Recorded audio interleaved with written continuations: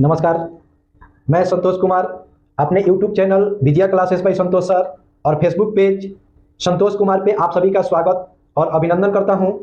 और मैं भरोसा करता हूं कि आप लोग स्वस्थ होंगे, मस्त होंगे और अपनी पढ़ाई को बहुत ही तेज गति से आगे बढ़ा रहे होंगे। तो आइए, आज मैं आप लोगों के सामने एक अति महत्वपूर्ण प्रश्न लेकर के आया हूं और उस अति महत्वपूर्ण प्रश्न को हमारे साथ मिल करके समझना है और याद भी करना है। और आज का जो प्रश्न है बहुत ही शानदार प्रश्न है। आप एक बार उस प्रश्न को देखेंगे, उसके बाद आप एनालिसिस कर सकते हैं कि यह प्रश्न किस प्रकार का है। ये देखिए, आज का जो प्रश्न है, यह प्रश्न है कि किसी व्यक्ति को यौन संचारित रोगों के संपर्क में आने से बचने के लिए कौन से उपाय अपनाने चाहिए। ठीक है, तो आज का ये जो प्रश्न है, तो आज का प्रश्न आप लोगों के सामने है और देखिए कि वह कैसा प्रश्न है, कौन सा प्रश्न है। और एक बार पढ़िए उस प्रश्न को हमारे साथ कि किसी व्यक्ति को यौन संचारित रोगों के संपर्क में आने से बचने के लिए कौन से उपाय अपनाने चाहिए। तो हम सभी को इसका ध्यान रखना है, हम सभी को मिल करके इसका ध्यान रखना है कि यौन संचारित रोगों से हम लोग कैसे बच सकते हैं।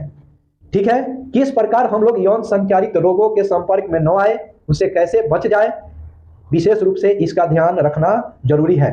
तो आइए, किस प्रकार से हम लोग ध्यान रखेंगे, कौन कौन से ध्यान रखेंगे कि यौन संचारित रोगों के संपर्क में हम लोग नहीं आ सकते हैं। आइए, सबसे पहला पॉइंट हम आपको समझा रहे हैं कि किसी अनजान व्यक्ति से यौन संबंध स्थापित न करें। अगर हम किसी को नहीं जानते हैं, ठीक है, तो हम उसको नहीं जानते हैं ना, अनजान है, तो उसके साथ यौन संबंध स्थापित कतई नहीं करेंगे, कभी नहीं करेंगे। तब जा करके हम यौन संचारित रोगों से बच सकते हैं। दूसरा पॉइंट है, बहुत से व्यक्तियों से यौन संबंध स्थापित न करें। ठीक है, तो यहां बताया गया है दूसरा पॉइंट में कि एक से ज्यादा, मतलब बहुत से, यहां लिखा गया है बहुत से व्यक्तियों से, मतलब एक से ज्यादा व्यक्तियों के साथ यौन संबंध स्थापित नहीं करें। ठीक है, तो दूसरा पॉइंट आपको समझ में आ गया कि एक से ज्यादा अर्थात बहुत से व्यक्तियों के साथ यौन संबंध न बनाए। तीसरा पॉइंट है, मैथुन क्रिया के समय यानी यौन संबंध बनाते समय कंडोम का इस्तेमाल करें ना। तो तीसरा पॉइंट है कि मैथुन क्रिया अर्थात यौन संबंध बनाते समय कंडोम का इस्तेमाल करें। ठीक है, चौथा पॉइंट है कि यदि शंका हो, मन में यदि शंका हो कि लगता है कि यौन संचारित रोग से ग्रसित हो रहा है स्वास्थ्य, तो शंका अगर आपको हो तो तुरंत किसी अनुभवी डॉक्टर से जाकर के मिलें।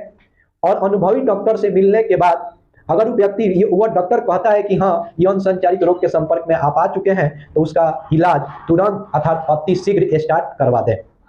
इसके बाद पांचवा पॉइंट है कि अगर किसी व्यक्ति को रक्त चढ़ाने की जरूरत पड़े, तो बहुत से लोग रक्त को खरीद के चढ़ाते हैं हॉस्पिटल से, या बहुत लोग दान भी देते हैं। तो दान लेने के पहले अर्थात शरीर में रक्त चढ़ाने से पहले उसको एक बार जांच करवा लें, एक बार जांच लें कि यह जो रक्त है ये किसी यौन संचारित रोग से तो ग्रसित नहीं है। तो ये 5 पॉइंट था जिसके माध्यम से कोई भी व्यक्ति यौन संचारित रोग से बच सकता है। तो ये 5 पॉइंट आपको याद रखना है कि कौन कौन पॉइंट से, यानी कैसे एक व्यक्ति किसी यौन संचारित रोग से बच सकता है। तो आइए, सबसे पहला एक बार फिर से रिवीजन करते हैं लोग। सबसे पहले, किसी अनजान व्यक्ति से यौन संबंध न बनाएं। दूसरा, बहुत से व्यक्तियों के साथ यौन संबंध स्थापित न करें। तीसरा, मैथुन क्रिया के दौरान अर्थात यौन संबंध बनाते समय कंडोम का इस्तेमाल करें। चौथा पॉइंट है, यदि शंका हो जाए तो तुरंत किसी अनुभवी चिकित्सक से मिलें, सहायता लें और तुरंत उसका इलाज स्टार्ट करवा दें। पांचवा, यदि किसी व्यक्ति को रक्त की जरूरत हो, शरीर में रक्त चढ़ाने की जरूरत हो, तो चढ़ाने के पहले, उस रक्त को चढ़ाने के पहले उसका एक बार परीक्षण करा लें, जांच करा लें, तभी रक्त को शरीर में चढ़ाएं। ठीक है, तो आई होप कि आप लोगों को ये वाला प्रश्न भी हमारे साथ ही याद हो गया होगा। अच्छा लगे कमेंट करें, शेयर करें, लाइक करें। ठीक है, और फिर इंतजार करें दूसरे वीडियो के लिए। तब तक के लिए आप लोगों को धन्यवाद।